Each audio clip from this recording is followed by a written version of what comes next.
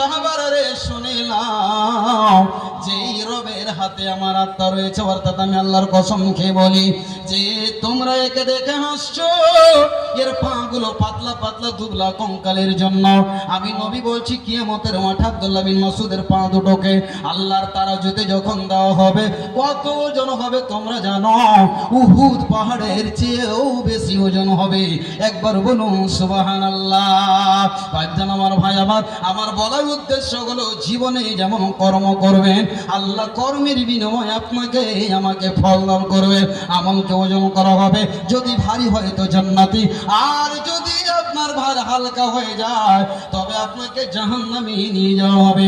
আল্লাহ বলবেন খুযুহু ফাগুল্লু, ধরো পায়ে জিঞ্জির পরাও আর কুকুরের মতো টানতে টানতে টানতে টানতে জাহান্নামের দিকে নিয়ে যাও।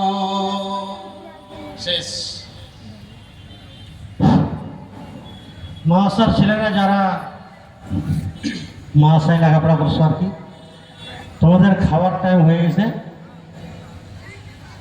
খাওয়ার ময়দানে যাওয়ার জন্য তোমরা গেট পাস নিয়ে নাও হেড মারার নিকট থেকে।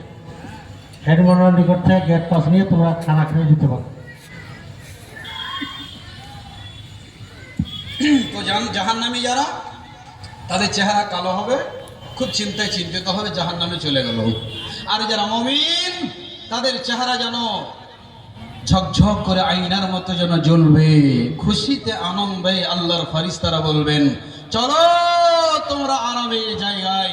মুমিনেরা জান্নাতে চলে যাবেন, জাহান্নামীরা জাহান্নামে চলে যাবে।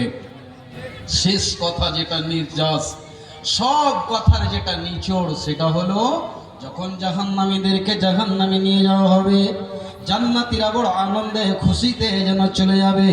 আল্লাহ রাব্বুল আলামিন বলছেন যখনই জাহান্নামীদেরকে নিয়ে যাওয়া হবে, জাহান্নামের দরবারেরা গেটম্যানেরা দাঁড়িয়ে আছে, ও আল্লাহর গোলামেরা।